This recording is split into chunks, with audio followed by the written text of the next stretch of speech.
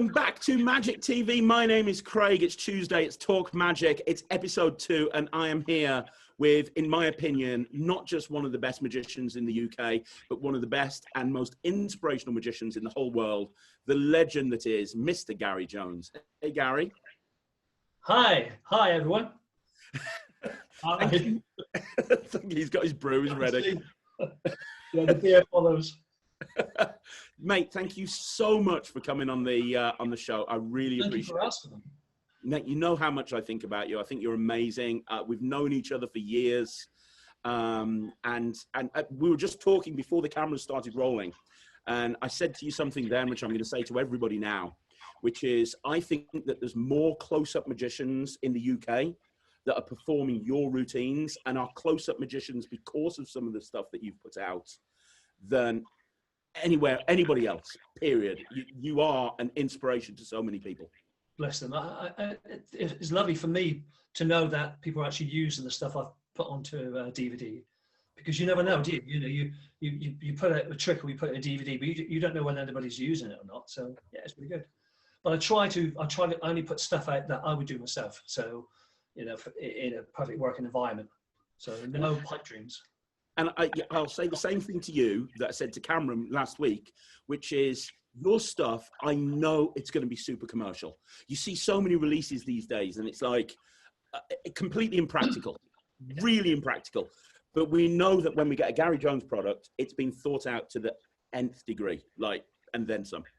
Well, I mean, today, because the platform's changed now, you can actually perform on Instagram, on TikTok, or anywhere that your angles are actually made for. You can make your own angles. So if I wanted to show you a trick where you can only see for this angle, I can do that. But in the real world, you kind of can't do that.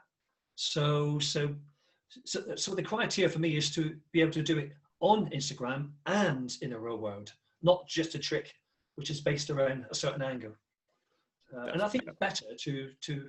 I mean, they're great. Some of these tricks are fantastic. You can do just for the screen, but I prefer to be able to do tricks for everywhere, going anywhere and perform. And I'm going to ask you a question now, and this is a question that I get asked an awful lot on this channel, and I think you're the perfect person to answer it. How do you go about creating a magic trick? Because I don't know how many DVDs you've brought out and how many projects. There must be dozens and dozens and dozens. A few, yeah. Yeah, like through almost every magic dealer that's ever been like in existence. So what's your process when it comes to creating a magic trick? It's really strange because, and you're probably the same, you learn the basics. You learn palming, you learn sleight of hand, and it's a bit like music. And then all of a sudden you want to do a trick and you've got the moves within you. And then when you go performing, sometimes the audience will give you the trick. Or I'll hear the audience say something. I think, yeah, I never thought of that. Maybe we can add that to it. So I don't actually come up with any tricks. I come up with routines, which are modular. I don't think I ever do any what I call one trick. So that it's a combination of lots of things, really. And what happens is your brain, once you start being creative, as you know yourself, Craig, once you start coming up with ideas, things pop into your head. It's just crazy. And some things you think to yourself, that would never work.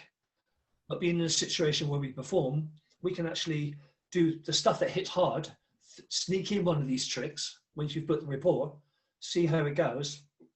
And if it doesn't go well, you either get rid of it or you go back to the drawing board again. So tried and tested. So do you ever look at a move say to yourself, right, what can I do with that move? And the reason I ask you that specifically is because you are responsible for me learning the thumb palm. Up until seeing your work with the thumb palm, not the thumb palm, sorry, the pop-up move, yeah. So up until seeing your stuff, your creations with the pop-up move, I just dismissed it as a stupid little move that just doesn't work. And then I sat down in a bar with you and I was fooled over and over and over again with the move that I dismissed. Can I do a trick with the pop-up move? Can I do? Yeah, go for it. I'd love you to, yeah. Okay, brilliant. I'm going to have to stand up for this. Okay. Now, the great thing about this trick is you can go anywhere and just borrow 3 coins. The coins go into the hand. Coin number 1, coin number 2, and coin number 3. hands don't go anywhere near each other, but the first coin goes across from here to here. Okay. See the second coin go across from here to here. And there's the third coin as it goes across. That's incredible. It's great, isn't it? So you can see the coins going in, and they really are going into the hand. If you listen, you can hear them going into the hand. You can hear them, you can see them. Watch. There's one, there's two, there's three. That is amazing. That is amazing. It's such a lovely, lovely move. And magicians, they kind of poo-poo it, thinking it's unnatural, but you know, it's really, really nice. What made you work on that then? Because I mean, you know, I do a lot of coin magic, and I was exactly the same. I was like, pop-up move. No, I'm never going to do that. What made you, from a creativity point of view, take this move that nobody uses? I saw the David Roth routine where he did with the balls, the pop-up move with the balls, and then I read the Larry Jennings pop-up coin routine, which is basically what this is. But I don't know if you noticed, I've added one thing to this, which I think is a great convincer, and I'll just show you. So the coins go in. There's the first coin. That's the second coin. And there's the third coin. Okay. Now this is the convincer. First coin goes across here. Now look at this, look.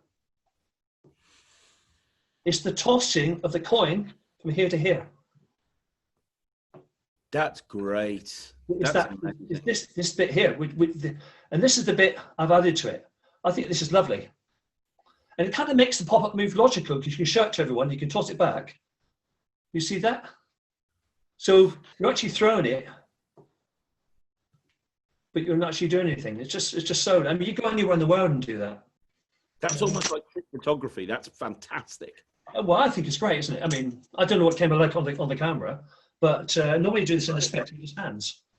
Yeah. Well, here's a question. What is your favorite trick? Like, you've bought so many out. As Greg Wilson would say, what's your 1,000 timer? What's the trick that you do more than anything else that you're just so proud of? I've probably done with Delusion, because it's something I've been doing for 35, 40 years. Charlie Miller's done with Delusion, my version of it. And I have two tricks really, and cards to pocket, or anything to do with signed cards going into pockets and jumping from pocket to pocket. I remember when you and Chris Congreve brought out the Pocket to Pocket routine DVD, and why more people didn't buy that, I don't. That DVD changed close-up card magic for me. You need to bring that out again, because that's so old. The story goes that we came up with the idea. I was doing coin magic and card magic, so was Chris. And Chris met these video people at a wedding. And he said to them, he said, yeah, can you do that? They said, yeah, fine. All they had to do was to zoom in, zoom out, and just keep the camera steady.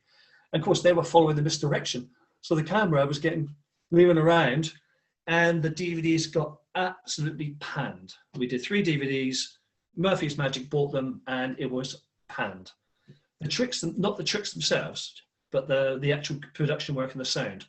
I was mic'd up, Chris wasn't. It was disaster. We did it in Collins pub in the Starbridge way. Yeah. So we had the toilet sign behind. We made every mistake, but we had fun doing it. That's the main thing. But the material was so good. The material was the same. Still did the same. Yeah. I just did that. That was on there. The 3 flag, 3 C's on there. Coin under hand, coin under watch, coin on shoulder routines, all on there. Coin on the palm of the hand. This is before anybody should put this on to DVD. The coins across, the last coin ends up on the spectator's palm. That is incredible. So let me ask you a question. I asked on Facebook. I'm not going to be able to ask all the questions that I said. Hey, I'm going to be interviewing Gary Jones. Have you got any questions? And I had like about 1,000. So I'm going to pick some of them out. Dan Mission said he really wants to know how you got into magic. Right. As in a hobby or performing. Hobby was my dad had a book. All my uncles would play cards at Christmas, a card school. At the end of it, they would all do card tricks. And my dad had a book of a card magic book. In the back section was sleight of hand.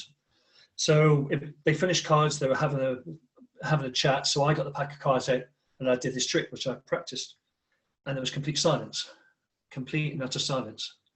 And I thought, wow, you know, that was, because they expected this young kid to do a mathematical card trick. And it was like, whoa, you know, what happened there? And for me, that was my first real reaction. I thought, do you know, I like that. And then I saw other magicians and practice a bit, but back then you couldn't see magic.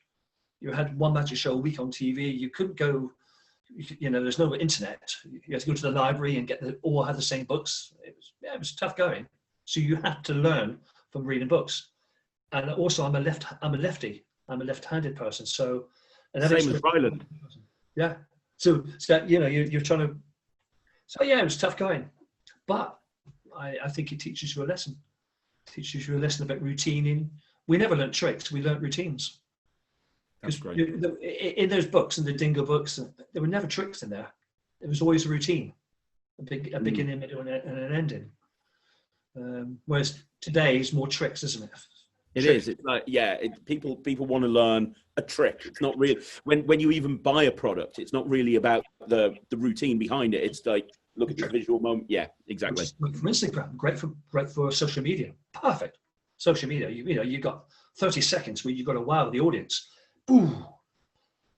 But you know, when you go out performing, you can't do that. You've got to do 2-3 hours or whatever you're doing. You know. So these little quick tricks that's not you. That's different thing altogether. So. Well, talking about routines, you just said, and I'm going to bring back this. You just said a few minutes ago that one of your favourite routines ever was your version of Dunbury Delusion. Mm. Could you perform that for us? I would love to see the trick that Gary Jones considers one of his best tricks. Of course I will. Now, remember, this trick needs to be done with an audience. Well, I can be your audience. I'll try my best. Yeah. Okay. Right. The first thing is I want you to choose the card, Craig. So okay. Obviously you can't choose the card that way. So I'll let the four you say stop. Stop. Okay. You happy with that card? Yeah. Very. See the card? I won't look at the screen. Got it. I mean, it doesn't matter if I do see it because we're amongst friends here. So I'm going to take 3 playing cards. They're going to help me find your card, but no clues. Okay. No clues. I have the 3 cards. The first card I'm going to show you will tell me the color. So this is the 5 of diamonds is telling me you chose a red card. The Queen of Spades is telling me it's quite a high red card. And this card will tell me the position of your card in the pack by spelling king. K-I-N. We come to the letter G. We got the 6 of diamonds. I'm so sure that this is your card. If I'm wrong, you win my watch. Is that fair? Yeah, but that's not my card. What was your card? It was the 5 of diamonds. You were close. Well, that was down here, wasn't it? The 5? Yeah.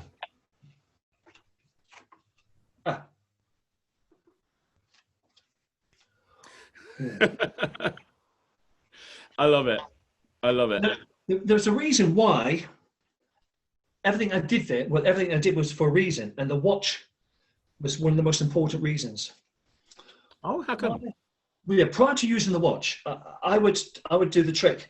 They thought the card was down. They thought their card was down there, for instance, and I say, and this card is your card, and they would go, no, it's not. It's down there. Okay, and they'll turn over and you get a wow. And I was doing a trade show once, and when you're doing a trade show, you're doing hospitality or you're doing a stand-up show, people walking past, they're kind of nosy, so they would come along, they would see me in this position, and they'll say, that's your card. They go, no, and they go, he messed up, and walked away. It's like, and they thought we saw this magician on the stand. He was absolutely rubbish. He messed up a trick. Right. So I decided that to stop people from walking away, to keep people on the stand, to get more people onto the stand, I said, this is not your card. You win my watch. Can you see what I've done here? Yes. The way human nature is, they want to see me lose. They want to see me lose my watch. That's the way human nature is. So now they're thinking, and the guy says, no, my card was down there. And they go, how's he going to get out of this one now? This is it. And then boom, boom, boom, boom. You go, and they see the card not there, and then you turn and you do that. It's a nice show, and boom, the trick works. Yeah. That's great. That's the sort of thinking that you can only have once you've worked the routine in. And that's the problem with some tricks that are released these days. They have the idea for the trick, they work it through. Yep, this works technically. Let's release it. Whilst something like that, it always improves. The more you do a trick, it's gonna get better and better and better. And you wouldn't necessarily think something like that, until you've worked it a lot. Well, going to that trick, I mean, a couple of things, right? We're human, right? So we're human, and by the nature of the beast, we will have a brain fart and we'll make mistakes. Okay, no matter how what. Faye Presto said to me, she said it's a numbers game. If you do 100 tricks, if you do a trick 100 times, at some point you're going to make a mistake. We don't know when. It may be a small mistake, it might be a big mistake, but at some point you're going to make a mistake. It's a numbers game. What would happen, for instance, if I did that and actually made the mistakes and it wasn't their card, and then they get a £10,500 Rolex? Well, I carry another watch with me, an old battered watch. And I turn and say, and if it did go wrong, it's never gone wrong, touch wood. But if it did go wrong, I say, no, that's not my watch. This is my watch. Okay? Right. And another way I have done this before is I've stolen a watch before and I've put the watch on. That's why I wear the watch on this hand, by the way. So I put the watch on, their watch on, and I said, it's under the watch. And then boom, boom. I said, it's not under my watch, under your watch. And they go, and they realize the watch is gone and the card is underneath their watch. Okay. That's great. That reminds me of one of my favorite Gary Jones moments. You were lecturing at the 3SM. Yeah. Many, many years ago now. And it was in the bar afterwards. And you did a ring on string. And I've never been so fooled. You did a ring on string. And for the finale of the ring on string, your watch was on the string. I'm like, what is going on? How is that even possible? I showed that to Bobby Bernard in the Ruskin one night, and Bobby Bernard said, that fooled me. So anyway, we put the routine out on a DVD, and I put a quote on there saying that fooled Bobby Bernard, and I was at the Magic Circle, and somebody said, I don't think so, because they hadn't seen the trick. I don't think you would have fooled Bobby Bernard with it, but I mean, Bobby's face was the picture. And the reason why it fooled Bobby Bernard and fooled everyone else is because who would have expected it? You know, that was not even in the remit. That wasn't even on the scale. Yeah. And that's another way I'd like to look at things. Yeah. Tommy Wonder type thing. Tommy Wonder, you know, the bag appearing underneath the cup. Yeah. You know, or the pom-pom, you know, it's like, you know, what you want to think of that. And that's, to me, that's the way magic should be. Yeah. Just completely unexpected. Absolutely, completely unexpected. Totally irrelevant to what's going on. This is the thing, you know, but that's the beauty of magic.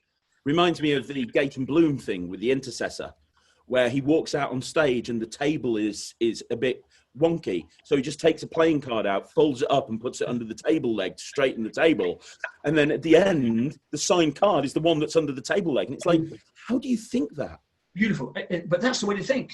I was saying on a show recently, but the nuts, you know, I walk up to a table and I say, this is the vanishing nut. And I show that before I go and put the nut on the table. Big, you know, ring, string and nut. Put the big nut on the table. Anyway, then I would perform, then I would leave. Say, thank you very much, Baba. And they go, what about the vanishing nut? It's not there. That reminds me of Steve Bedwell. Did you ever see the Steve Bedwell Walkman act? He did this act. I remember to the IBM, didn't he?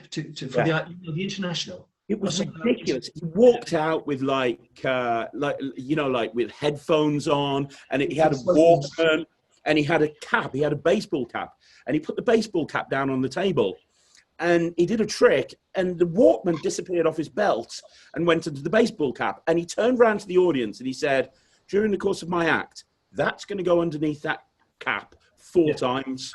And he was doing something else with the rope. Oh yeah, but forget about that. Did you see the thing go into the baseball cap? It's like, what? Yeah. That's the hang out, Steve. And Steve used to do a lot from Mark Seisha. You know, Mark Seisha? Yeah. The dental act. Yeah, coin in the eye, you know, that sort of thing, coin in the watch. Such a shame. Because I kind of grew up with these people, this type of magic. It was magic which was kind of like challenge magic, kind of like card under glass type magic, but done in a fun way. the audience wanted to do it. And I also realized that if I said I'm going to get the card under glass 3 times, I would, but it wouldn't be necessarily be the same glass. You see what I'm saying? Mm-hmm. So if you do like a secret action, they go, got you, no, it was under your glass. So it's kind of like playing around with the audience. And to me, that keeps the magic fresh and strong. And I think that's important. Have fun. You know, so many. Steve Deller talked about this the other day. He said he's doing more mentalism at the moment, and he said he hates the fact that mentalists take everything so seriously. And I agree with him. I think magic should be fun. It should be enjoyable, and you get that when you watch you perform.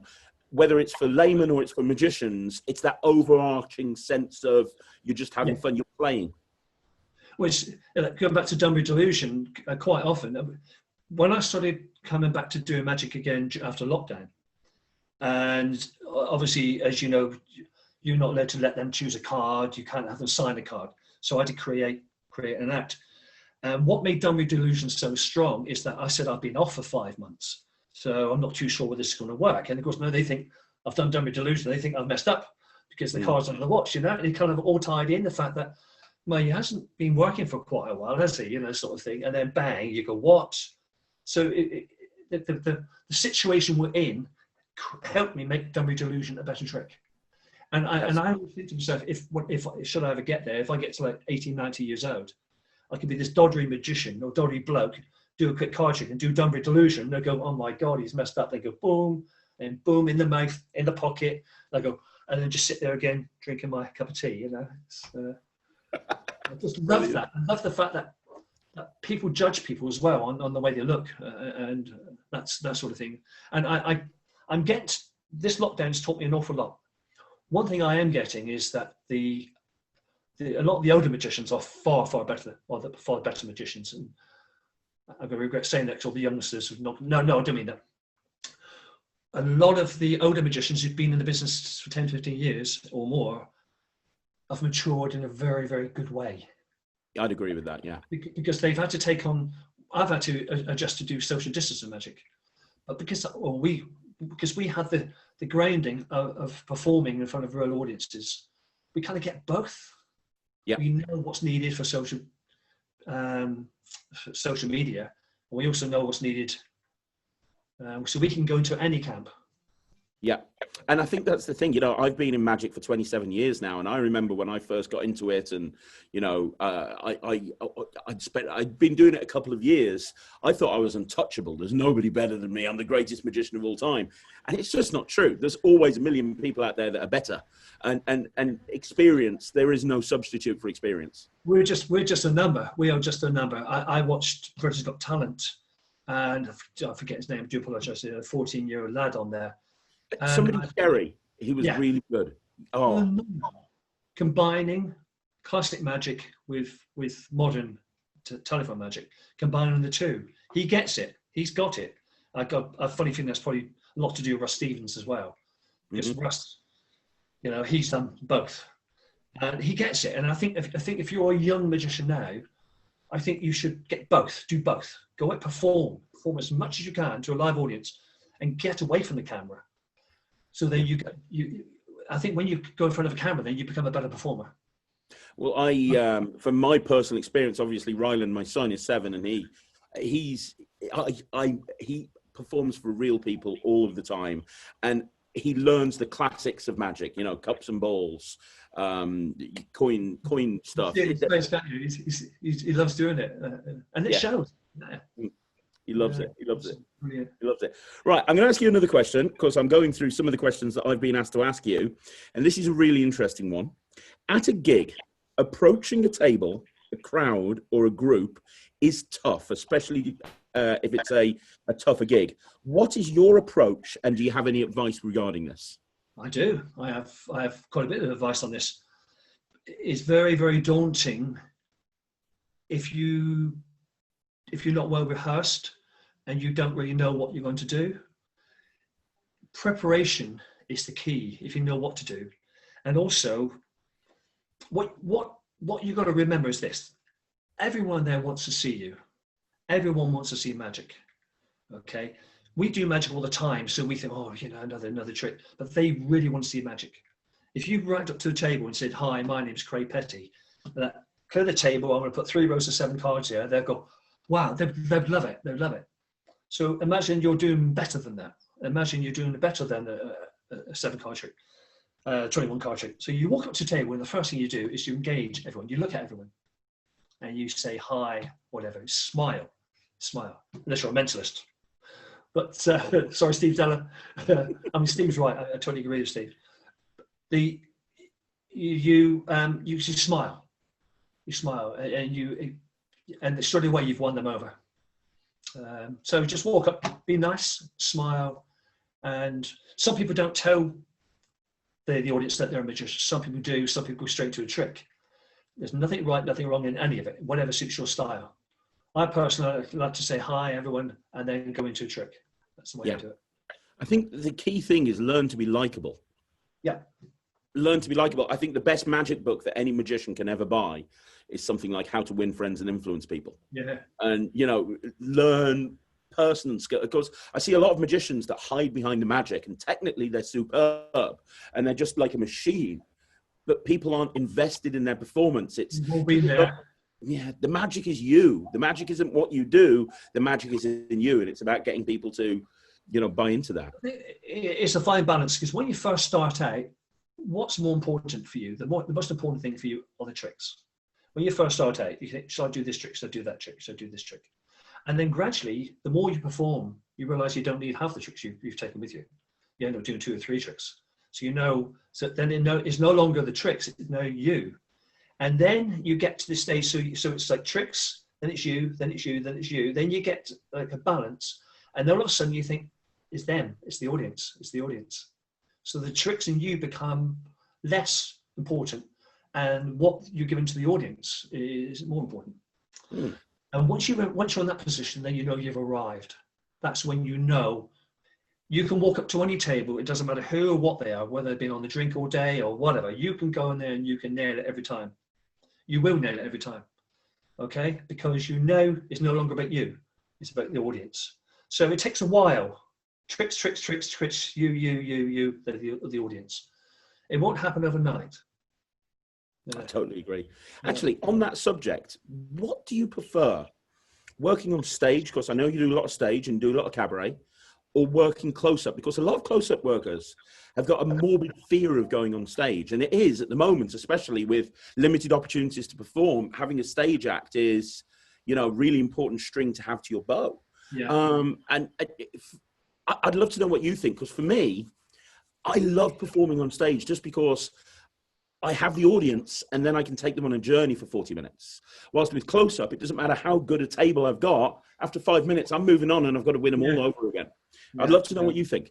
Well, it's interesting, because when I first started doing magic, there was no close-up as such. There were a couple of places in London, but you were never booked to do close-up magic. You used to work the holiday parks, things like Havens and Butlins. So you'd do the late 9:30, 10 o'clock on a Friday or Saturday night. So you had 800 people in the audience and 20 watching you. So that's how you started off. You all started off with stage magic. But what happened to me is close-up magic took over. It's only been the last sort of 12 years I've got back into doing cabaret again. I took on a season at this hotel. And I must admit, I should speak to Lee Smith on the way. I've got on the phone to Lee or Mark Bender on the way. And I can remember doing my first night there. I haven't done cabaret 6 months. And I'm driving and thinking it's my opening night. It's, you know, summer holidays, it's packed there. I'm thinking, oh my God. Then the second week I was thinking, I know things went wrong there. Not wrong, drastically wrong, but tighten things up. And the third week, and then I can remember sort of the 4th or 5th week, I can't wait. And of course, the end of the season, you do like six to 8 weeks. So I really got into it, and then the season ended, and then you had to wait again until October. But now I just love it. I just love stage. I love the fact I go on there. I can control it better. That makes sense, because again, when I first started doing cabaret, I was tricks, and now I know the tricks. I know them like the back of my hand, and I just know I feed off the audience. So, but stage is much more difficult. I would say it's much more difficult. The discipline, the timings, your routines is much more. You can't deviate. the way you can in close-up. If this trick is dying, I can bring another trick out. And stage is much more difficult for discipline-wise, because you have to sound, your lighting, the layout. There's so much more involved. Yeah. Yeah. Well, you know yourself. I mean, you do the big shows as well. I don't do any of the big shows, not the illusions. Although fairly soon I'm going to get to a point where I'm too old to do those. There's only so many times you can shove a girl in the box and still get away with it. I think I'm on the edge right now, to be honest. Oh yeah, but I mean, it depends if you play it then comedy. If you play it for comedy, then you can go on forever. I have no choice but to play it for comedy, Gary. Look at me. When you picture an illusionist, you don't really think of me right now, to be honest. Oh, dear me. Hey, here's another question for you. Here's another question for you. What is on? Well, it's a two-part question that I've been sent in. Part number one: have you got anything new coming up soon? Have you got any releases coming up that you're planning on releasing? And then the other question is, well, actually, answer that one first. So, have you got any new stuff coming out soon at some point? We've myself and Mark Bender, we have a couple of things, which I think one of them is it's going to be really, really good. Well, I mean, they're both really good, but one of them, I think, everyone would do, kind of like a Bag for Life type effect, but nothing like Bag for Life. And Mark is a genius. Mark, he's really busy at the moment. He's sort of working and looking after his father, who's not very well, so he's to and fro. But he's got a notebook where we've shared ideas. So we're starting to go through the notebook. Yeah, we're not sure how we're going to do it, but one of them is, we're really pleased with one of them. So we're probably looking at next year sometime. Well, The Unknown was brilliant. The Unknown was absolutely so good. A lot of them that should have gone and they didn't go in there. There's a reason we were hoping that we were going to do 2 DVDs, The Unknown and then The Known. That's the idea. Then Mark would have performed them, and me and Lee Smith would have did the explanations and did the other way around. Because the idea of the Unknown was to get Mark up to speed performing. But then he had a lot of tragedy in his life, so kind of put on the back burner. But it's never too late. It's never too late. Did you see, talking about Bag to Life very quickly, did you see John Gustafaro's handling of Bag for Life? I did. Yes, I did. Oh my God. That's a perfect example of taking a routine that works in the real world and adapting it to work virtually. When he came forward to the camera with that coin, But this is if you don't know the story of Bag for Life, myself and Mark Bender were having one of our pub sessions we have once a month. We stopped doing it for the moment. And I popped to the toilet and came back, and Mark had been playing with this idea for a while, and he said, I don't think we'd ever get away with it.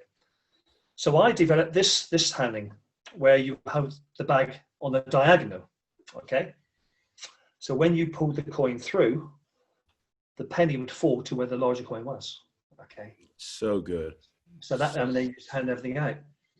This is for wedding magicians in the UK. I'm not sure it's going to work anywhere else in the world. If you go onto eBay, you can buy sixpence, the old sixpenny coin. So I have a £2 coin and I have a sixpence. Now, as you know, at a wedding, the sixpence is a lucky. Something borrows something blue, and always the lucky sixpence.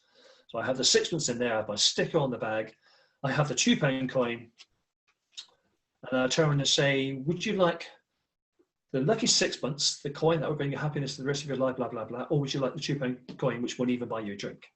So they always say the sixpence. So I take away the £2 coin and I hand them the sixpence. They get that to keep. Okay, that's beautiful. And you can buy 100 for £12 on eBay. So 100 weddings to cost you £12, and they get a lucky sixpence with your details on. Just a small little tip. That is amazing. That is a great tip. That is fantastic. Well, you know what? I've got another question here. If you could look back and give your 10-year younger self some advice, what would it be? I was definitely, why did I wait so long to do what I'm doing? And I can tell you the reason. I'll try to be as brief as I can. When I first started doing magic, a lot of the older magicians used to tell me that what I was doing was too clever, and it knocked my confidence. So I probably started 15 years later than I could have, doing it purely because of confidence issues. When I realized that they were wrong, and ironically, someone was still doing the bad things they were taught me all these years ago. They haven't moved on from there. And then it taught me this. When people turn around and say to you things like that, they're not talking about you, they're talking about themselves. 99.9 of the times, you know. So the reason why I'm doing the clever stuff is, this is not being arrogant, it's because you can't. It's not whether they can't or not, everyone can do it. It's just they haven't bothered to sit down and practice it and performed it. So we can all do it. We can all do it.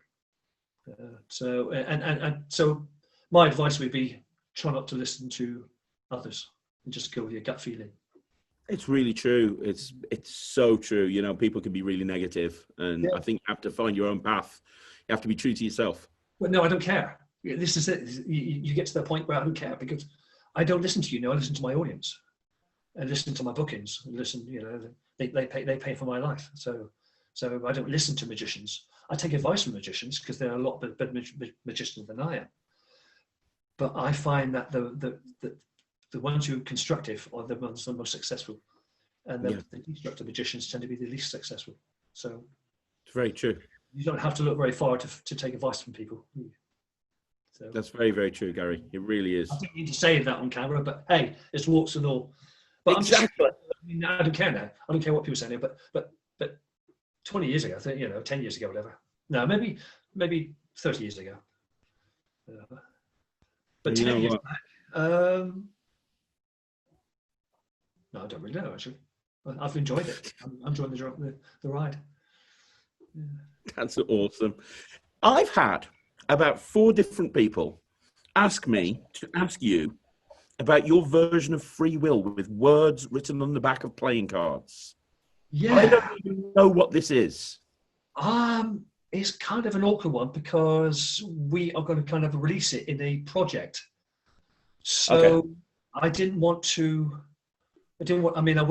like to have performed it, and I know a few people have asked me. It's like, man, we've been doing it for years, so myself and Mark, and it's quite clever. There's no, how do you say it? Equivoke? Yeah. Is it? Yeah. No, I don't know, equivoke, equivoky, whatever. Yeah, none of that. It's kind of really, really, yeah. So watch this space on that. Watch this space. That's free will is one of my favorite tricks. So that's going to be. I'm looking forward to that one. Chris Congray's got a great one, which we put on Automata, which is really, really good. You know what? Chris is so good. I think he's one of the. I think people don't realise just how good Chris Congreve is. I've gigged with him several times, and he is such. I mean, he's the guy that's got the personality right down. You know, as soon as he walks up to a table, people just fall in love with him. Have you ever seen his Cabaret act? No. Oh, well, he did a season of holiday parks in North Wales and places. Then we were booked to do a corporate. It was a corporate event. It was a mitzvah in London Zoo. Chris did the Cabaret. I did the close-up, and Chris went on. He absolutely nailed the Cabaret. The first time I've ever seen him perform Cabaret. He's one of the reasons why I got back into Cabaret again. Yeah, really, really funny. Really, really funny. Yeah. Oh, that's awesome. Great. Nah, he's a great guy. Yeah, it's a great guy. But yeah. Yeah, because you and Chris have been linked together for years, you know, I mean, with all of the Workers' Corner stuff and all of those DVDs and other DVDs that you've brought out over the years. Yeah, the two of you have almost double acting. You were there as well. I think going back at the time, I was at the Wolverhampton. I went to see a lecture. I think it's Andy Nyman or somewhere. And I got a funny feeling you were there. I think all the Midlands guys were there. And we went to this piano club afterwards. Some piano club. I don't know if you know it. Where they would all meet afterwards and have sandwiches. Anyway, Chris was there, and we were talking. We shared the same, we did the bow switch, we did the 3 fly. So we started talking on the phone, and then we decided to do a DVD together. Yeah. That's awesome. And then we had the 3SN Club, which you were part of. Yeah, absolutely. I remember that was the first time I saw you lecture, and I was just blown away, like I said. I tell you why I was blown away. Gary. We've all been there. You and I have both been there when we've seen lecturers. And I talked about this with Cameron last week. You see a lecturer who comes in and they're literally just going through the motions. They don't really want to be there. They look at it as a gig. Their whole concept is get in, get out, goodbye. Whilst you were just like, literally the bar staff had to kick you out. You were just there jamming afterwards, and it's just like, let's do it. Gone, just me on my own. It's just like you must have been there till like about 1 o'clock in the morning, and it's just like that just shows how much you cared. You know what I mean? You wanted to do the best possible job that you could do and teach so much stuff, and it was lovely to see. I hadn't really seen that before up until that point. Well, do you know one of my pet hates about, and I say pet hate, it's not that bad. It's the word lecture. I think Paul Golding and John Kerry probably got it right by saying workshops. I'm coming along to do a workshop, because I don't like the idea of a lecture. I don't like the sound of a lecture. I prefer it to be more hands-on, although it's not very easy to do these days. But it seems lecture seems. I don't like the word. I wish we could come up with another word for it. Teaching or something. Yeah. So, what's on the bucket list for you? What would you like to achieve? Because you've been there, done that. You've had the sort of career that most people would dream of, both as a creator, you're a magic from, the stuff that you've done for magicians, but also as a performer in your own right. You've had an amazing career. Is there anything left on the bucket list? Yeah, well, it's interesting you say that, and you're probably the same, Craig. When you start out in magic, you start out as a hobbyist. Some of my friends, when they were hobbyists, they wanted to become great magicians, fantastic magicians. That was never on my bucket list. I never had anything on my bucket list. Everything that's happened to me has just happened the way it's gone on, if that makes sense. So I didn't want to lecture. I didn't want to come up with magic. I didn't want to. That was never in the remit. Everything just happened. And I've ticked off 10, 15 things more than I even thought I'd ever do. So no, I don't. Looking forward, I've had a really, really good career. I'm enjoying myself now. I'm really thoroughly enjoying myself. I enjoy performing. I love creating. I was looking forward to doing the convention in Holland in January, which got cancelled because I've already done a couple of conventions. So that was quite nice to do the convention. I mean, I've done a Murphy's lecture, I've done a Penguin Mill lecture at the table, and I've pretty much done it all, really. That's what I mean. You've done it all. You've had such an amazing career, and it's not even over. No, far from it. Yeah, no. Magicians don't. We just go on and on, don't we? But I know for a fact that age is not important if you kind of reinvent yourself. So I don't really want to go down the wedding magician road again. Now, I became the wedding magician at the right time when we had the corporate crash in 2008. And I just kind of did my last lot of trade shows and managed to get in the wedding market. So that crashed and it worked out really well. But I don't know. I really don't know. I don't need to do anything, if that makes sense. So everything I'm doing is a bonus. Well, here's a question for you on that subject. And you have always been relevant and you have always been at the top of your game. Do you have any advice for people for getting more work, getting more gigs? Because it's something that magicians are always wanting. Everybody wants more gigs, and you've never needed more gigs because what's the key to your success? I need more gigs is because one of the worst bits of advice I've ever heard was a magician telling another magician, "I'll put the cards away. Don't do this. Don't do that." Okay. Now I'm a great believer in going anywhere and everywhere, and then making people know I'm a magician, whether it be in a bar or. Especially when I'm abroad, you get the best tables, you get the best tapas, you get the best beers, you get the best of everything. So why not use it? And it's costing me a few tricks. I'm a great believer in showing magic everywhere you go. I can walk around Exeter and people, there's the magician, there's Gary the magician. I do all Exeter Chiefs, in the finals. And they wouldn't have known that unless I did magic in a pub, not just at a gig. So perform as much as you can. Because you have to be seen. You can have the best website in the world, but if you're not seen. Yeah. Which is one of my pet hates. One of my pet hates in magic is those magicians that get asked to do a trick and they go, "I've got nothing on me." If you're a magician, you should be able to do magic. Yeah. Regardless. It's one of the reasons why I created Keymaster, because I wanted to be in a situation where I had a really good trick on me that would organically fit with what I had while I was out and about. And that's where Keymaster came about from. But I think that you can never do that. You're the master of coin magic. So you've always got coins on you. You can go anywhere in the world and borrow the coins. And that's what I do. I go coins across, and bar steals, coins across in people's hands, coin on shoulder, coin under watch, watch steals. This is all impromptu magic. Borrow a note and do knife through note. This is all impromptu magic stuff, which is, Paul Daniels thought it was good enough to feature in his TV shows. You can do anything. Could you show us one of your favorite coin tricks? Of course, I'll show you. I used a small piece of paper. Now, do you know what kind of paper this is? Tissue, bless you. Okay. And we set light to the paper. Watch what happens. That is a pure silver dollar, over 100 years old, same age as my jugs. Oh, there's two. Two silver dollars. Coin number one, coin number two. There's coin number three. And you can examine all these coins. If I can make them appear, I can make them disappear. To appear, to disappear, to appear.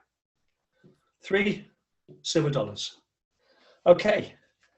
You're probably wondering where I get these coins from. Well, I get them from this pocket. What happens when I do this over here? You look across, this hand goes to my pocket, I get a coin, I flick it, it goes so fast, your eyes don't see it. Yeah, okay, you're not buying that, right? So I'll do the trick in reverse. I'll take each one of these coins and throw them back into my pocket. This is the first coin. What's the first coin? Did you see it go? Faster than the eye can see. And it really is over here into the pocket. Watch the second coin go. Am I going too fast?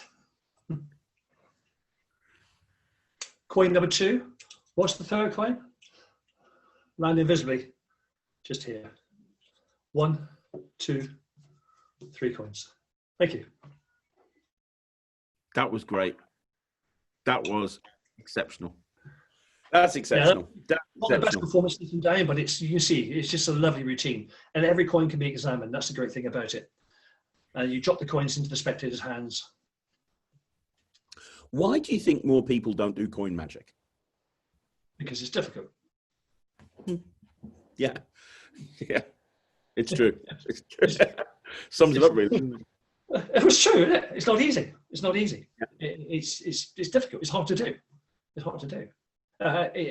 Not just cases the sleights are hard to do, the timing, the pacing, and that sort of thing. It's hard to do. So that's why. Absolutely. I love your use of flash paper. I've seen you use flash paper an awful lot.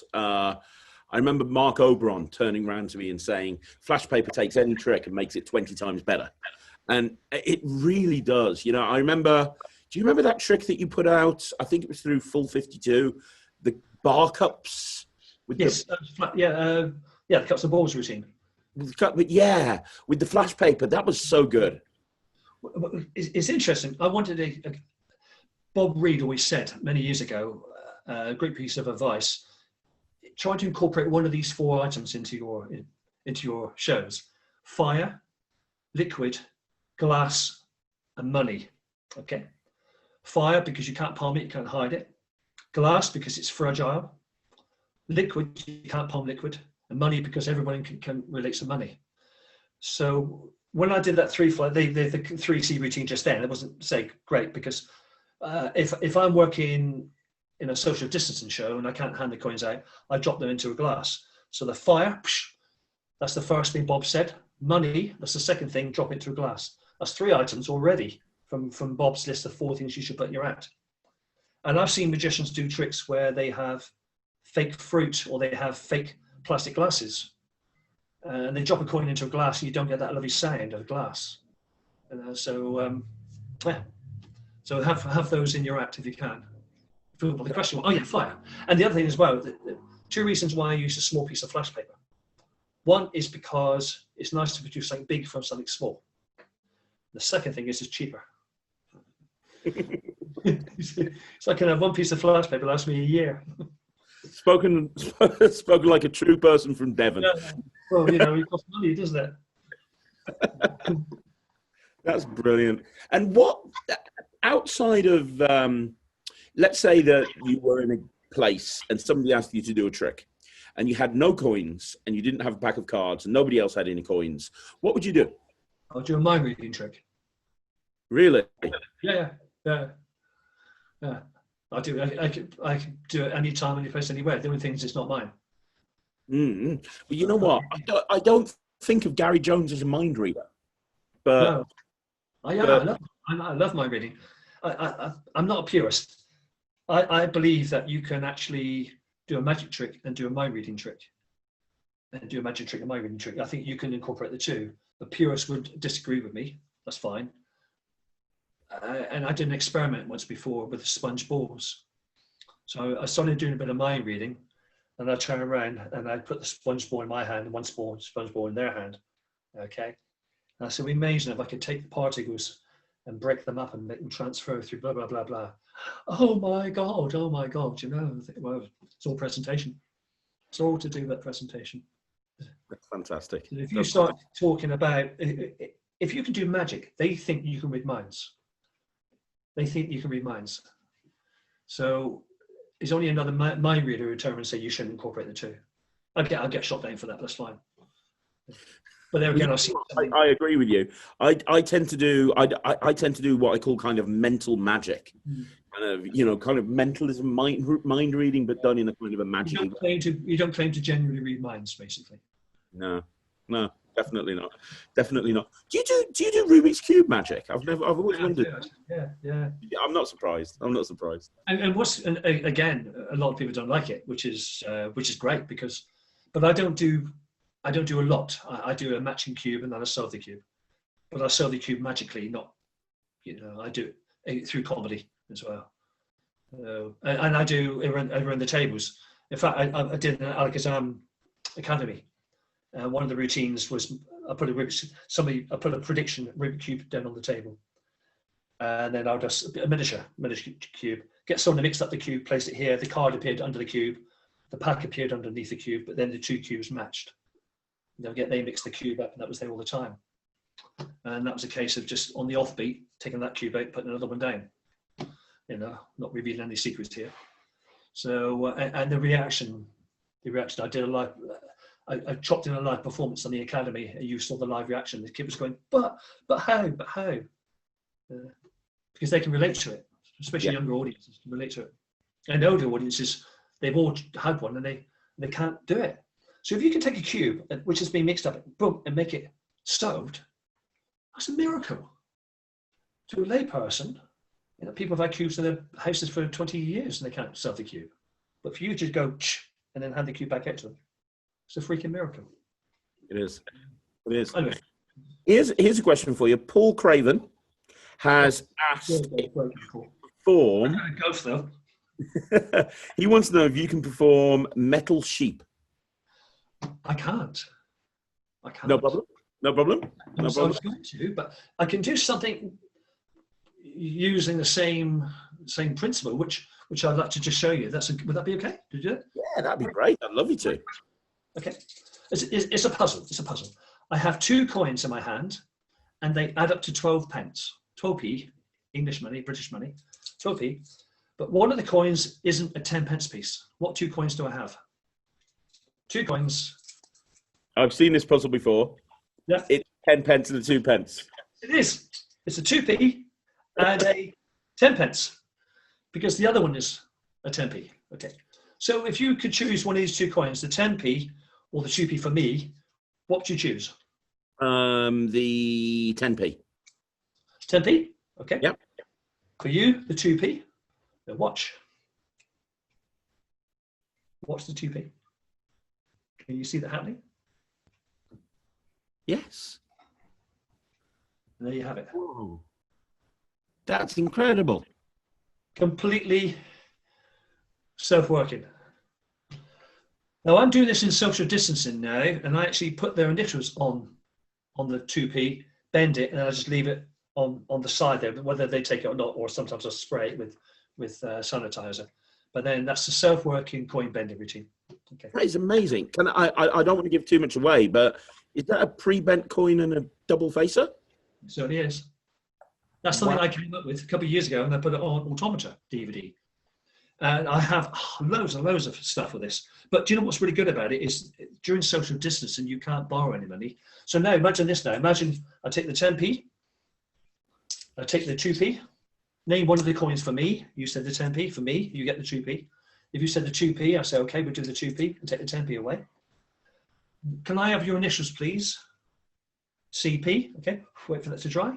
Pen, watch. And there it ends. Completely 100% self-working. Easiest trick in the world. That is incredible. So that's half of metal sheet. That's really cool. I'd never. Automata is one of the only DVDs that you've released that I've never had. So I'd never seen it. It's all self-working. It's not good for you. It's probably why I didn't. Yeah, but it was really, that was great. That was amazing. But you know what? So there are, it may be self-working, but it's just as strong as something that requires so much sleight of hand. Well, how do you decide when you're going out and performing? You've got so much material. You've got literally, you could go out and I imagine you could perform for 24 hours without having to repeat a trick easily. Yeah, no, it only feels like 24 hours. But seriously, when you've got that much material, how do you decide what to do? You're at a gig, you're there for a couple of hours, you're walking around, you've got all this stuff going on. How do you decide when you've got such a massive repertoire, which routine to go to? You can relate to this, Craig. Residencies, okay? So I've been a resident magician at some hotels over 20 years, 27, 28 years. And I'm currently at the Thurston Hotel, the Victoria Hotel, and the Bedwell Hotel in Exeter, Symeth and Thurston. So I see the same people year in, year out. They come with their families get older, they have younger families to come through. The core stays the same. The core, two or three tricks, the coins and stuff. Then it's the rest of it that changes. Because you want to show the people the stuff you do all the time, and then you want to show the people who've been there before some of the new stuff, one or two new things. So you kind of have this core of magic on you, then you have a load of other stuff. Keymaster, I love Keymaster. In actual fact, I'm actually, you brought a trick out which is perfect for social distancing shows and perfect for the COVID-19. Okay, and I use it. I brought it along with. I'm not going to do the trick, but you probably know what this is. I set up a social distancing Facebook group to help people with social distancing magic. It's easy for you to say. People are saying you can't do tricks like the Omni deck, but then you brought a trick out a few years ago. Where are we going here? You know where I'm coming from? Yes. Quarantine. And what a great name. Can you see? Now, I use this all the time. This is my ending to my ambitious car routine, which I do social distancing around the tables. So at the end of it, we've got to make everything safe. I've now quarantined the deck. Perfect. You heard it here first. You only get some Craig Petty. Well, I tell you what. I still have a couple of them down in my warehouse. I've got my own copy. Down in the warehouse. I tell you what I'll do. Anybody who's comments down below with their favourite Gary Jones routine, I will pull them out of a hat, and the first two that get pulled out of a hat, I'll send them a copy of Quarantine. There you go. You get a card box as well. This is beautiful. Absolutely genius. And it's so you got 18 months of this going on still. So you've got 18 months of using this. We can use it all the time, but also 2-3 years after, you can say, remember 2020. Boom. Yeah. Oh, well, it means a lot that you're performing on my routines. Thanks, Gary. Love it. Yeah. And it's did you create this knowing this is going to happen in 2020? I had a premonition. I thought 2020 is going to be a shit show. Yeah. It certainly is, isn't it? We'll laugh about it. Oh, dear me. Let me just check my questions and see what other questions I've got, because I am desperately wanting to try and answer. I want to get you to answer as many people's questions as I can. So Dan Mission has asked one other question. And the question is, can you ask Gary, what value do you think magic can bring to people's events or even people's lives? Wow. Well, Very yeah, but great question, Dan. I love Dan. He's got some brilliant magic. I'm watching some Dan's clips there. Yeah, he's doing it. Bless him, lovely guy. The couple ways to answer that question. I think if you can put a smile on people's faces, especially during times like this, that's a huge amount of value. We all know the pluses for doing magic at corporate events, getting people to come up to your event or to schmooze with clients. We all know about the ice breaking at weddings and get people talking and at parties and functions. So magic has many, many uses. And all those things I've just said there should be on your advertising when you advertise, because you can change people's lives basically with it, where you can change events. You can make events become much better with magic. And that doesn't work with all entertainment. Magic, because magic is so interactive and we can mix them in with people. I think magic has more power than most other forms of entertainment. So we're very lucky. I suppose silhouette artists and caricaturists will also can add that, but because we're they're very quiet because we're interacting. Also, and some places people feel a bit awkward. Maybe you're at a residency and there's been a bit of a spat between the waiter or I mean, you know about this, or there's a delay, or something's wrong with the food. You go over there and you schmooze and you make you give the restaurant a really good name, and you apologize on behalf of the restaurant. So it's got so many uses. I worked a residency for 18 months in a speakeasy bar in Exeter called the Book Cover, which has gone bust now, nothing to do with me. But they were making real cocktails. I don't mean the pre-stuff Las Iguanas cocktails. I'm on about they made it from scratch. They made it from the very beginning, and it would take an age to make a cocktail. Sometimes a wait of an hour for a cocktail. It was ridiculous. If you went on to TripAdvisor and you looked at all the bad press, magic's fantastic. The wait, it was always to do with the wait. Okay, so I earn my money at that gig. Do 2-3 nights a week. I was earning my money. I was schmoozing all night, making people forget that they had to wait a long time for the drink. So very important. Yeah. Very, very important. And also, I think if you're a stage magician as well, and you pay a lot of money, you want to go out and forget the world. Like if you go in a film, you want to be part of the film. You kind of forget that. An example would be a car chase. If you've ever been in a car and someone's hit you at 5 miles an hour, a little bump, you nearly go through the windscreen. Yeah, you see a car chaser spinning over and they get out of the car, they get knocked out again, and you suspend belief. So you can take people away at a show. If you're doing a stage show, you can just suspend their belief. If you're a chosen magician, the parents can suck the wine in the kitchen, knowing that the magician's got everyone, the children under control for 2 hours. We have so much value, so much value. It's very, very true. It really is. It really is. Very succinctly put. I've got a couple of questions before we wrap this up. One question that I want to know myself personally. Who are your favorite magicians, or in terms of who has influenced you in your career the most? Who would you say, are your favorite influences in magic? 3 magicians I'm going to mention. One is probably slightly known, one is very known, well known, and one no one would know except for a few people in Exeter. And all 3 have one thing in common. The first one is David Carr from Bournemouth. He's a legend. He was with Di Vernon. He's still going strong now, still doing magic. A genius. He brought out 2 DVDs, Expert Card Magic, Volume 1 and Volume 2, with Roger Cross. Is that the guy that bought stuff out through Tricker Tape? Long hair? He blew me out the water. Is this the guy that was like, I remember his videos. He was doing the pass completely invisibly. He was culling a whole deck. I remember him having aces in the middle and they were coming. I remember, right, I remember I learnt magic. I'd got to a point where I thought I was pretty good. I was good with a deck of cards. I had it all nailed. And then I made the mistake of buying his DVDs and DVDs, tricker tape, VHS tapes, Vic Pinto tricker tape. And I just watch this and I just think, I suck. I just suck. This guy was doing stuff that I didn't even think was possible. And he was just explaining. And I was getting fooled with the explanations.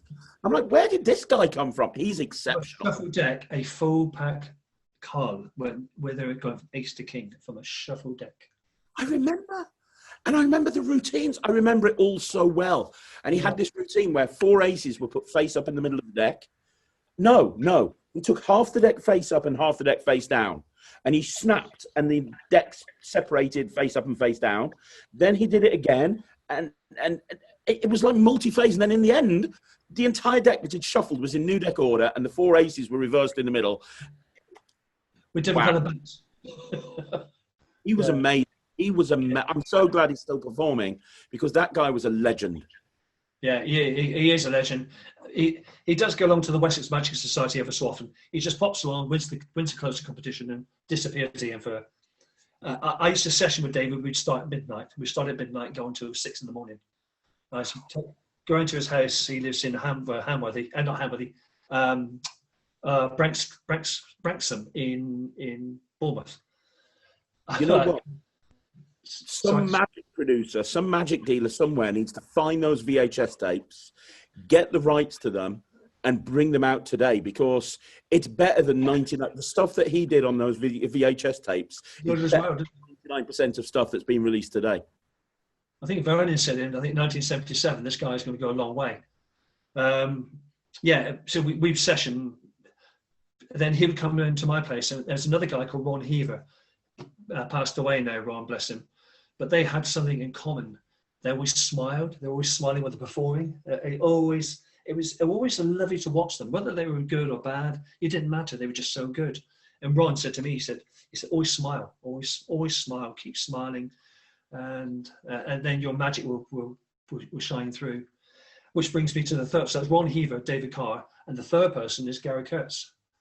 And Gary Kurtz, I know. I did I filmed, it's not come out yet because I'm trying to get ahead of myself with the stuff that goes on the channel. And this is coming out on Tuesday. But I've been doing this series of videos, the 3 best packet tricks you've never seen, the 3 best tricks with double backers you've never seen. I've just done and filmed the 3 best tricks with double blank cards that you've never seen before. And the first one was Inside Outside by Gary Kurtz. Beautiful. Absolutely beautiful. He is a legend. He was so ahead of his time. Yeah. He came to the UK. He's Canadian, I think, isn't he? Canadian. He came to the UK at the International Day, and he was doing. You would have loved him because his coin magic was phenomenal. But he was doing stuff, and it was just the way he was doing it. It was just easy. It was just, and it was like poetry in motion. And he was smiling, looking at the audience. His presentation was just superb. And I thought, that's just amazing. I don't care what you're doing. Whatever you're doing is going to be good. And I just love that style of, it's just magic. Just happens. Beautiful. And it shows that you can do the difficult stuff, but still make it entertaining. When you go to the explanations, you think, really? You're doing that? Yeah, you're 6 coins in that hand, 6 coins in that hand. It's like, really? I remember spending 2 years learning Furious perfectly, flawlessly. Not because I ever wanted to do it, just because I wanted to learn that routine. Beautiful, absolutely beautiful. Gary Kurtz to coin magic is like David Williamson to card magic. David Williamson, David Williamson just do that. You think, did you really just do that? But you don't know, do you? Because he's so good. He's so good. He's so funny that you forget that the fact that he just performed some amazing sleight of the hand. Just fantastic. That's a great list. That is a great list. That is an awesome list. Hundreds more, obviously, but but those. Yeah, no, I agree. One last question. And this has been amazing. And once again, Gary, thank you so much for coming on the show. I really appreciate it. Can you finish off by performing one last card trick for us? Yeah, of course. Just because you've done a lot of coin stuff, you've only done one card routine. everybody knows you as a card guy as well as a coin guy, and I'd love to see one last card routine if I can. I certainly will. And uses 8 cards, four queens and 4 twos. 4 queens and 4 twos. Queens, twos. I'll show you the twos and the queens. Now watch, if I take the first queen and place it on the bottom, it just jumps all the way to the top. Now only 4 cards, and these are the 4 twos. The next queen is going to get placed into the center. Slowly going into the center, and it jumps all the way to the top, leaving me just 4 twos here. I know what you're thinking. Am I really placing the queen into the center? So watch. Very slowly, you can see there are 2 twos below, and there are 2 above, and there's the queen. Watch. Very slowly, as the queen goes into the center and jumps all the way to the top. The last queen is the hardest queen. I'm not even going to touch the last queen, I'm just going to drop the twos onto the last queen as it just passes all the way up through, leaving me with just 4 twos and 4 queens. But watch, if I take this queen and place it into the center, just use just 5 cards. Did you see the queen jump to the top? And the 4 twos here. If the 4 twos are here, the queen must be, actually the queens, the twos are down here, the queen is over here. That is so good. That is so good. That was off Eye Candy. I recognize that one from Eye Candy as well. That was Eye Candy, yeah. I've done it for ages. I thought that you were going into upper hand when you brought out the 8 cards. Yeah. Well, you could go and you could do upper hand first, then go into this. Yeah. Because Ryland, as you know, you're Ryland's favourite magician, and he's got an insatiable appetite to learn anything produced by Gary Kurtz. And I made the mistake of being on Penguin Magic the other day, and he was like, "What's that? I don't know. That's a Gary Kurtz trick. Hey, that's a Gary Jones trick." And I was like, "Yeah, it is." So we ordered it for him because I'd never seen it as well. And he's learning it right now. And I watched it with him. Oh my God, it's such a good trick. It's actually Chris Congreve's trick. Chris came up with the actual trick, and we put it on Duke's DVD. And then I added something to make it self-working, basically. So you're not holding out any doubles or anything. So I just added something which made it into a self-working trick. Which I'm guessing the inspiration for you and Chris for that one was, again, Pocket Interchange by Gary Kurtz. We're back with Gary again now, aren't we? Yeah, just amazing. Yeah. Paul Gordon's got some lovely work on the interchange, so has John Carey as well. I love their stuff. Yeah. Wonderful plot. Wonderful plot. Awesome. Gary, we're almost at the end. I am going to leave things in your hands to finish off. Would you like to give everybody one last piece of advice, a Gary Jonesism, to wrap this whole thing up? Don't take yourself seriously. Just go and have fun. If you are having fun, the audience will as well. Oh, and preparation. Make sure you're prepped. Make sure you know your pocket management. Most important. But have fun. You're so more eloquent than Cameron Francis. I asked him the same question last week, and he said his Cameron Francisism was, "Don't do a shit elm to the clowns." That was it. That was all he had. I just did 3. Oh, sorry. Just before Cameron came to the UK to do some filming, and I went out for a drink with him, and he stood at the bar speaking in his lovely American accent with a slice of salami on his shoulder. I would just leave it there. Yeah. Oh, that's awesome. Gary, it has been a real pleasure having you on the show. Honestly, you're amazing. You can check out, do you have a website where you sell your creations that people can go to? No, I don't sell it anymore. I've got my books for sale, but they can get hold of me through Messenger, Gary Jones Magician. but I don't sell things anymore because I kind of gave up lecturing last year.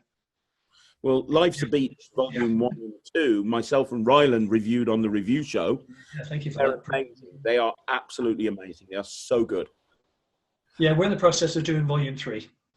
Really? Yeah, at some point. I love that it's not just tricks. You've also got stories in there and advice and, you know, such an eclectic mix of routines. There's so many different things in there that you can, Dip out, haven't you? Yeah. I love the stuff with the dice as well. So many good routines. Yeah, amazing. Brilliant. Brilliant. Thank you. Brilliant. So yeah, so you can get those from Gary, but I mean, your material's available everywhere. You've released stuff through Big Buy Media, Alakazam, Penguin Magic, everybody at one point or another. You've bought something out through everyone. And and you know what? Actually, finishing off, one of my favorite Gary Jones creations is one that most people have never seen. Every time I perform it, people go, "I've never seen that before. Who's that?" Gary Jones. And it's the thing that you bought out through Alakazam. And it's Thought Reader, was it? Or Thought Card or something? The one with the symbols? Yeah. Oh God, I forget the name of it. Yeah, Thought Jar, yeah. Yeah, that's so good. Because they've put the new version out now, haven't they? Yeah. Myself and Mark Bendel. Yeah, you and Mark put that out, and I still use it to this day. I don't know about a new version because I got the old version, and I'm more than happy with that, and I've never upgraded. But it's just the thinking behind that is genius. Yeah, that was Mark's genius idea of the symbols. He took my duality and then what we can use symbols for this, and created the symbols, and it's just amazing. I mean, Mark's brain is just amazing. Bless him. Yeah. Well, hopefully we'll see more from you and Mark in the future as well. Yeah. I think once he gets through what he's going through at the moment, I think he's going to come out fighting the other end. Bless him. Yeah, it's just that he's sort of it's been tough. You know, he's been furloughed during this pandemic, and also he's looking after his father. So it's quite demanding. You know, when you care for someone. Yeah. Well, actually, will you be doing something with Lee Smith in the future again? Because you two yes, together. Yeah. Lee and I we spoke about this. We wanted to do some more gags, some of the fun stuff we did. Myself, Lee, and Mark, we want to do some more gags, and I'll probably do some of Etienne as well. Etienne's just crazy, absolutely crazy. We did a bloody dogs DVD. We did, you know, the idea was that it's a load of rubbish, and it genuinely was a load of rubbish, and we sold loads. I did a lecture once, and the bloke said, "Oh, you can be better than you were on there." I thought, well, I didn't even know it was being sold. I thought, yeah. That was, but on purpose. We did it on purpose to be bad. Oh my gosh. Well, Gary, it has been a real pleasure having you on the show. Thank you so much. Thank you so much. And yeah, guys, don't forget to subscribe to the channel. We're going to be back tomorrow. What's going on tomorrow? Tomorrow's Wednesday. So I'll be back with Ryland doing a review show tomorrow. So it's going to be a review show with me and Ry. And yeah, we've got stuff going on all week. So subscribe to the channel, and we'll see you again. But Gary, thank you so much. Thank you.